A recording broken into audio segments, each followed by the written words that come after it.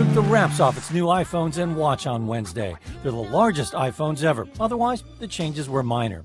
Apple's new phones are the XS with a 5.8-inch screen starting at $999 and the XS Max with a 6.5-inch screen and a price tag topping $1,000.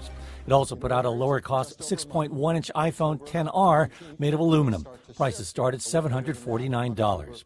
Gerber Kawasaki CEO Ross Gerber. But quite frankly, Apple needs a new pony here, and selling iPhones is sort of a diminishing return, making them bigger, making them more expensive, and relying on services where you're getting a cut of other people's innovation seems to me like a precarious position.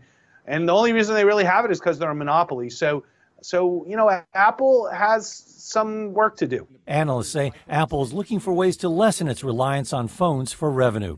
The company also upgraded its Apple Watch, which now comes with a bigger display and functions that the company hopes make it a more comprehensive health device. Apple shares fell on the news. The stock has risen more than 30% this year, making Apple the first publicly traded U.S. company to hit a market value of more than $1 trillion.